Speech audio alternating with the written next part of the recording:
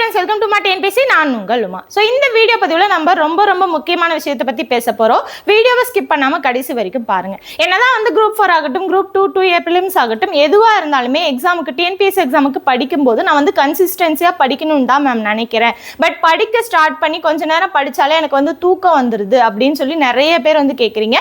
அதற்கான சொல்யூஷன் தான் இந்த வீடியோவில் நம்ம தெளிவாக பார்க்க போகிறோம். ஒரு சில சின்ன விஷயங்கள் தான். இந்த மாற்றங்கள் எல்லாமே நீங்கள் பண்ணிட்டீங்க அப்படின்னா உங்களுக்கு தூக்கம் வர்றது அப்படிங்கிறது இருக்காது. ஓகேவா? ஸோ இந்த விஷயங்கள் எல்லாத்தையுமே டீட்டெயிலாக தெளிவாக கவனிங்க. என்னென்ன விஷயங்கள் என்னென்ன பண்ணணும் அப்படிங்கிறத பார்க்கலாம். ஓகேவா? ஸோ ஃபர்ஸ்ட் விஷயம் பார்த்தீங்க அப்படின்னா நீங்கள் என்ன பண்ணணும் அப்படின்னா, இப்போ எந்த இடத்துல உட்காந்து படிச்சுட்டு இருக்கீங்களோ அந்த இடத்த கொஞ்சம் மாற்றுங்க. ஓகேவா? ஸோ நீங்கள் வந்து எப்படி வேணால் படிக்கலாம். சோஃபாவில் உட்காந்து படிக்கலாம், சேரில் உட்காந்து படிக்கலாம், இல்லை வந்து பெட்டில் உட்காந்து படிக்கலாம். இந்த மாதிரி நிறைய இடங்கள்ல உட்காந்து படிக்கலாம். ஸோ இந்த மாதிரி பெட்லையோ சோஃபாலையோ இந்த மாதிரி இடத்துல உட்காந்து படிக்க வேணாம். ஸோ அந்த மாதிரி சாஞ்சு படிக்கும்போது இல்லை படுத்துட்டே படிக்கும்போது இந்த மாதிரி படிக்கும்போது என்ன ஆகும் அப்படின்னா, மூளை வந்து என்ன சொல்லும், நம்ம வந்து ரெஸ்ட் எடுக்கிற நிலைமைக்கு போயிட்டோம், நீ வந்து தூங்கிரு அப்படின்னு சொல்லி தட்டி தூங்க வச்சிரும். அந்த மாதிரிலாம் பண்ணக்கூடாது. அப்போ எங்கே உட்காந்தாலுமே ஒரு சேர் இல்லை டேபிள் இந்த மாதிரி உட்காந்து படிங்க. இல்லை கீழேயே உட்காந்து படித்தாலுமே நீங்கள் என்ன பண்ணணும், நல்லா வந்து ஸ்ட்ரெயிட்டாக வந்து உட்காந்து படிக்கணும். ஓகேவா? ஸோ ஒரு மாதிரி எதுலையாவது சாஞ்சிக்கிட்டோ இல்லை வந்து படுத்துட்டோ இல்லை குனிஞ்சிட்டோ இந்த மாதிரி படிச்சிங்க அப்படின்னா உங்களுக்கு வந்து ஆட்டோமேட்டிக்காக மூளை என்ன பண்ணிடும் அப்படின்னா, ஒரு போரிங்கான விஷயத்த செய்யும் போதோ இல்லை வந்து ரொம்ப கஷ்டமான விஷயத்த செய்யும் போதோ மூளை வந்து என்ன சொல்லும் அப்படின்னா, ரெஸ்ட் கொஞ்சம் எடு, தூங்குன்னு அப்படின்னு சொல்லும். ஓகேவா? அந்த மாதிரிலாம் இல்லாமல் நல்லா பிரிஸ்காக நல்லா ஸ்ட்ரெயிட்டாக உட்காந்து எங்கே உட்காந்து படித்தாலுமே நல்லா ஸ்ட்ரெயிட்டாக உட்காந்து படிச்சிங்க அப்படின்னா அந்த தூக்கத்தில் வந்து கொஞ்சம் தெளியலாம். ஓகேவா? அதுக்கப்புறம் பார்த்தீங்க அப்படின்னா, தூக்கம் வருது அப்படின்னா அந்த டைமில் எப்பயுமே படிக்க போகிற டைமில் என்ன பண்ணிக்கோங்க, ஒரு பாட்டில் தண்ணி கொண்டு வந்துட்டு உட்காந்து படிங்க. ஸோ தூக்கம் வர மாதிரி இருந்தது அப்படின்னா கொஞ்சம் தண்ணி குடிச்சிங்க அப்படின்னா என்ன ஆகும், அந்த தூக்கத்தை கண்ட்ரோல் பண்ணும். ஆக்சிஜன் உள்ளே போச்சு அப்படின்னா தூக்கத்தை வந்து கண்ட்ரோல் பண்ணிடும். அப்போ தூக்கம் வர்ற டைமில் என்ன பண்ணுங்க, கொஞ்சம் தண்ணி வந்து குடிங்க. ஓகேவா? ஸோ இடத்த மாற்றுங்க, தண்ணி கொஞ்சம் குடிங்க. தென் அதுக்கப்புறம் ரொட்டீனாக படிக்க வேணாம். இப்போ ஒரு 2 மணி நேரம் 3 மணி நேரம் டைம் கேப் கிடைக்குது அப்படின்னா ஒரு ரொட்டீனாக அந்த 2 மணி நேரத்தையும் 3 மணி நேரத்தையும் படிக்கணும் அப்படின்னு நினைக்க வேணாம். அப்படி படிக்கவும் முடியாது. படிக்க என்ன ஆகும் அப்படின்னா தூக்கம் வந்துடும். ஸோ தூங்க போயிடுவீங்க, டைம் வேஸ்ட்டு தான். அப்போ என்ன பண்ணணும் அப்படின்னா அரை மணி நேரம் ஃபிக்ஸ் பண்ணிக்கோங்க. ஓகேவா? ஸோ அந்த அரை மணி நேரத்தில் 25 நிமிஷம் படிங்க. மீதி இருக்கக்கூடிய 5 நிமிஷம் அப்படியே எந்திரிச்சு ஒரு வாக்கிங் போகிறது, மூஞ்ச ஃபேஸ் வாஷ் பண்ணிட்டு வர்றது, இல்லை ஒரு தண்ணி குடிச்சிட்டு டீ காஃபி குடிக்கிறது, இந்த மாதிரி அந்த டைமிங்கை ஒதுக்கிக்கோங்க. ஓகேவா? ஸோ உடனே அந்த 5 நிமிஷத்தை மொபைல் பார்க்க சொல்லலை. ஏன்னா மொபைல்குள்ளே போனீங்க, நீங்கள் வந்து சோசியல் மீடியாலாம் போயிட்டீங்க அப்படின்னா டைம் போகிறதே தெரியாது. 5 நிமிஷம் நினச்சி தான் நீங்கள் பார்ப்பீங்க, பட் டைம் போகிறது தெரியாது. 1 மணி நேரம் 2 மணி நேரம் டைம் வேஸ்ட் ஆயிரும். அதனால அந்த டைமில் மொபைல் யூஸ் பண்ண வேணாம். 25 நிமிஷம் படிச்சுட்டு அந்த 5 நிமிஷத்தை எழுந்து சும்மா ஒரு வாக்கிங் போயிட்டு வருது, சும்மா அப்படியே நடந்துட்டு வருது, இல்லை வந்து மூஞ்ச கழுவிட்டு வருது, தண்ணி குடிக்கிறது, இந்த மாதிரி அந்த இடத்துல உட்காரக்கூடாது. ஓகேவா? ஸோ எந்திரிச்சு அப்படியே நடந்துட்டு வரணும். இந்த மாதிரி ஒரு 5 நிமிஷத்தை வந்து பார்த்தீங்க அப்படின்னா உங்கள் ஹெல்த்துக்கும் அது நல்லது.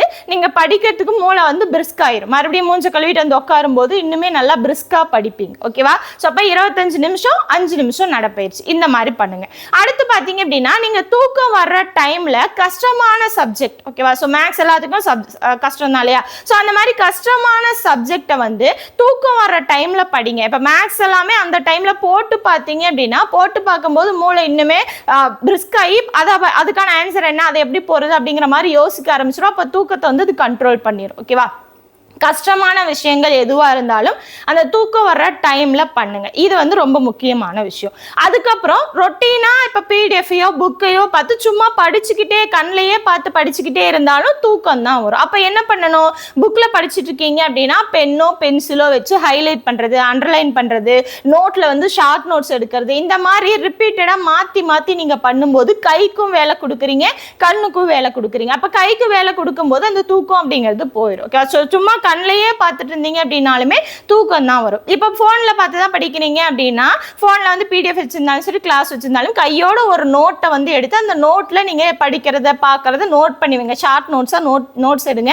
அப்போ அந்த மாதிரி கையில் எழுதும் போது உங்களுக்கு தூக்கம் வராது. ஓகேவா? ஸோ இதெல்லாம் பண்ணிட்டேன் மேம், ஆனாலும் எனக்கு தூக்கம் வருது மேம், நான் வந்து எல்லா வேலையும் பண்ணிட்டு படிக்கிறதால ரொம்ப வந்து பாடி வந்து ரொம்ப டயர்ட் ஆகுது, அதனால் என்னையும் அறியாமலே தூக்கம் வருது மேம் அப்படின்னா தாராளமாக போய் தூங்குங்க.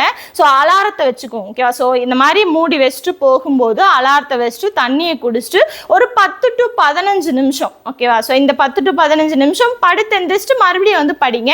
இன்னுமே நீங்க டெப்தா படிக்கலாம். 1 மணி நேரம் படிக்கக்கூடிய விஷயத்த ஒரு 3/4 மணி நேரம், அரை மணி நேரத்துல நீங்க படிச்சு முடிச்சிடலாம். ஸோ கொஞ்சம் ரெஸ்ட் எடுத்துட்டு படிக்கும்போது இன்னுமே நல்லா மனசுல அது பதியும். ஓகேவா? ஸோ இந்த ஃபர்ஸ்ட் சொன்ன எல்லா விஷயத்தையும் பண்ணுங்க. ஓகேவா? இதெல்லாம் பண்ணியும் எனக்கு வந்து தூக்கம் வருது மேம், ரொம்ப டயர்டா இருக்கேன், தூங்கி எழுந்துச்சுன்னா கொஞ்சம் நல்லா இருக்கும் அப்படின்னு நினைச்சிங்க அப்படின்னா நீங்க அலாரத்தை வச்சுட்டு 10 to 15 நிமிஷம் தூங்கி எந்திரிச்சு கூட நீங்க படிக்கலாம். அதுக்காக நான் 1 மணி நேரம் தூங்குவேன், 2 மணி நேரம் தூங்குவேன் அப்படின்னா கிடைக்கிற நேரத்தை என்ன பண்ணுவீங்க, தூங்கியே கழிச்சிருவீங்க. ஓகேவா? எல்லாத்தையும் விட ரொம்ப ரொம்ப முக்கியமான விஷயம் பார்த்தீங்க அப்படின்னா மதிய நேரத்துக்கு மேக்சிமம் பார்த்தீங்க அப்படின்னா அந்த மதியம் சாப்பிட்டதுக்கு அப்புறம் தான் தூக்கம் வரும். அந்த மதியம் சாப்பாடு அளவா சாப்பிட்டுக்கோங்க. ஓகேவா? ஸோ வயிறு முட்டை நிறைய சாப்பாடு சாப்பிட்றது, பிரியாணி சாப்பிட்றது, உங்களுக்கு பிடிச்ச விஷயங்கள் சாப்பிட்றது, இல்ல தயிர் சாதம் சாப்பிட்றது, இந்த மாதிரி விஷயங்கள் எல்லாமே அந்த மதிய சாப்பாட்டுக்கு அப்புறம் தூக்கத்தை தான் கொண்டு வரும். அப்ப அந்த மதிய சாப்பாட்டுக்கு அப்புறம் என்ன பண்ணுவோம், அந்த மதிய சாப்பாடு அப்படிங்கறத ஒரு லிமிட்டா எடுத்துக்கோங்க.